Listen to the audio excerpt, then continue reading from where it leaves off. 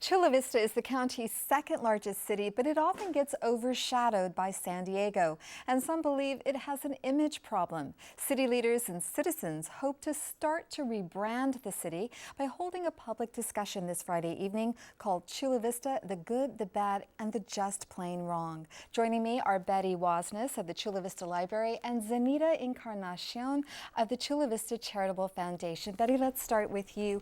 What are some common misperceptions that people have of the city of Chula Vista? Thank you for asking, and thank you for letting us be here.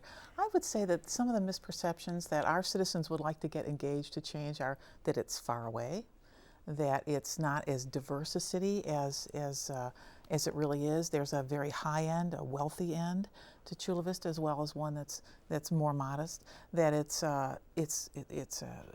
crime is high there. In fact, it's the exact opposite. We're the second or third safest city in our county. So those are just some of the things that are irritating to our public and feel that they don't get the credit for the great city that it is. So Zenita, where do these misconceptions come from? I think a lot of it comes from just a lack of familiarity with the city of Chula Vista. Many people have never been there. I don't think they're aware that it's the second largest city in the county. The incredible diversity, as Betty said, that lies in the community.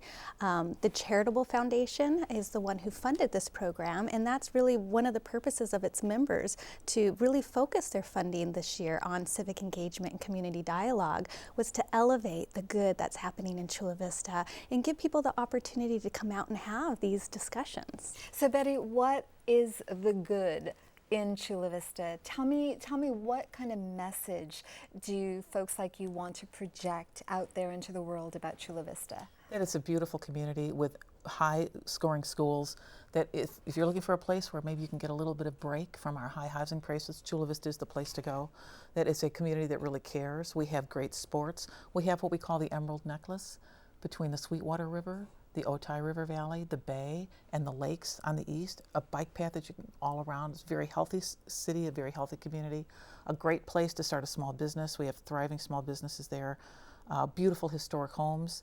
I mean, we just have a little bit of everything. It's like the best of a big city in a smaller, more friendly atmosphere. How damaging has the perception been to the city of Chula Vista? Has it held it back in any way, economically, financially, in what way? Yeah, you know, I'm not certain that it's actually held us back. I think we as a community are on the cusp of incredible growth. We have an enormous bayfront development project. We have a university project, technology park that's occurring in short long-term timeline.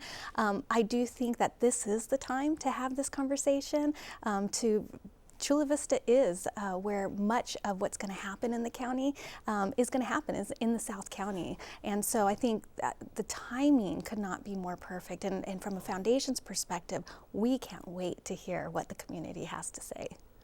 What do you think the community is going to say? Well, our moderator, Carl Luna, says, if you know what people are going to say at a meeting, there's no purpose in having a meeting, so we don't really know.